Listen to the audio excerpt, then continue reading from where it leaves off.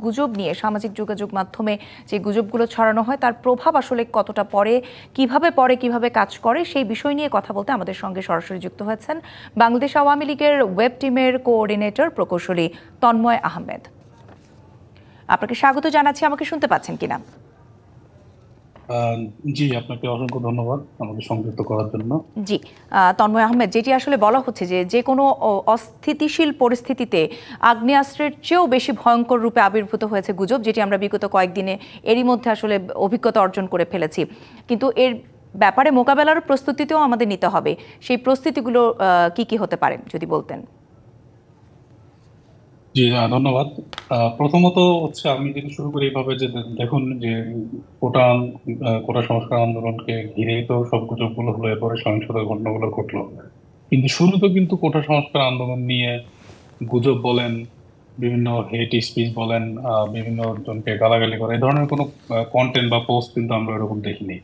বিশেষত দেখা যায় যে 14 জুলাই বা 15 জুলাইয়ের দিকে কোটা সংস্কার করা চলবে না এরকম যে একটা গ্রুপ ছিল, যেটা বেসিক্যালি স্টুডেন্টরাই গ্রুপটা মডারেটর ছিল, অ্যাডমিন ছিল, তারা এটা পরিচালনা করতো। ইভেন যারা এখন সমন্বয়করা আছেন তারাই পরিচালনা করতো, যে 6 জন তারাও ছিল আর অন্যান্য লোকজনও ছিল। 14 তারিখের পরে দেখা গেল কি যে এটার মেম্বার ছিল তখন হয়তো 50-60 হাজার বা 1 লাখের মতো। হঠাৎ করে 3-4-5 লাখ মেম্বার হয়ে গেল। তখন কি হলো আসলে এখানে যেটা হলো যে জামাত বিএনপির যে ইনফিল্ট্রেশনটার কথা আমরা বলছি, যেখানে একটা থার্ড পার্টির কথা আমরা বলছি, তারা আসার পরে কিন্তু এই গ্রুপটাতে দেখা গেলো 6 লাখ মেম্বার, এবং সব গুজবের সূত্রপাত ওখান থেকে শুরু হলো। কিভাবে? যে ঢাকা ইউনিভার্সিটিতে গণহত্যা চলছে, তারপর আবার দেখা যায় কেউ পোস্ট করছে যে ঢাকা ইউনিভার্সিটিতে পুলিশ ঢুকে হলে হলে ছাত্রদের গুলি করছে, সবাই বের হয়ে আসবেন, এই ধরনের নানা রকম কথা। আচ্ছা, এরপরে আপনারা জানেন যে 18 তারিখ 19 তারিখ আমাদের দেশে যে ভয়াবহ সহিংসতাটা ঘটলো পুরো ঢাকা শহরের চারপাশে, ঢাকা শহরের ভিতরেও, এবং বেশ কয়েকটা জেলায়, নারায়ণগঞ্জ, নরসিংদীতে। এগুলোর মূলে কিন্তু আসলে গুজবগুলোই কাজ করেছে। যে এখন আমি যদি কয়েকটা ধরেন আপনাদেরকে এক্সাম্পল দিই এখানে, আহ মাঝখানে একটা গভর্নমেন্টের, আমি মনে করি যে গভর্নমেন্টের এটা কি স্টেপ ছিল, এটা যেহেতু পলিসিগত ডিসিশন, তারপরেও ইন্টারনেট বন্ধ হওয়ার পরে গুজব কিন্তু কোনো অংশেই আসলে কমে নাই। গুজব যেটা ছিল ইন্টারনেট খোলার পরে বা ইন দ্য মিন টাইম বাইরের বিভিন্ন আইপি ব্যবহার করেও দেখা গেছে যে আসলে গুজব ওই 17 তারিখ পর্যন্ত যা ছিল, ইন্টারনেট বন্ধ থাকা অবস্থায় তো তার চেয়ে 10-15 গুণ আরো বেশি হবে গুজবের পরিমাণ, এত বেশি গুজব তখন। তো এরকমও দেখা গিয়েছে যে ধরেন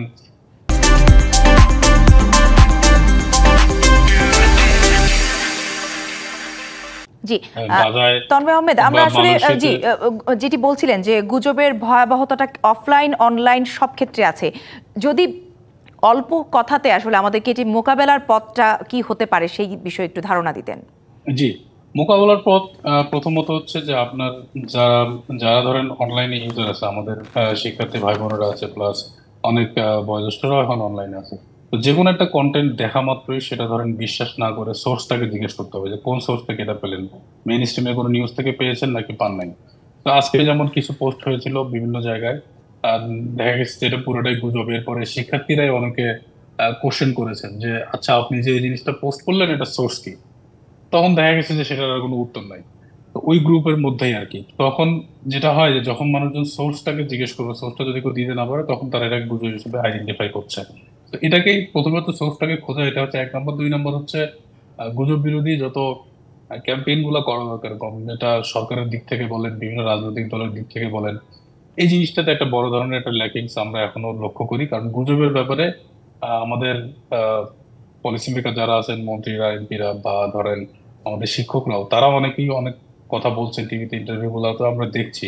কিন্তু এখানে যে কিছু আসলে গাইডলাইন থাকা দরকার, কিছু ওয়ার্কশপ করা দরকার, ইভেন স্কুল লেভেলে, কলেজ লেভেলে, ইউনিভার্সিটি লেভেলেও সবাইকে এই ব্যাপারটা একটু বুঝতে দেওয়া যায়। এখন একদম জি, সবার হাতে হাতে স্মার্টফোন, মানে কিন্তু এক একজন কিন্তু একটা গুজবের দেখা যাচ্ছে যে মানে হাব হিসেবে কিন্তু এক একজন কাজ করতে পারে। তো তাদেরকেই গুজব প্রতিরোধের হাব হিসেবে আসলে আমাদের কাজ করাতে হবে। জি, অনেক অনেক জিনিসটা এভাবে ধন্যবাদ। জি, করা যাবে। অনেক অনেক ধন্যবাদ তন্ময় আহমেদ আমাদের সঙ্গে যুক্ত হবার জন্য এবং আপনার অভিমত তুলে ধরবার জন্য। Thank you very much.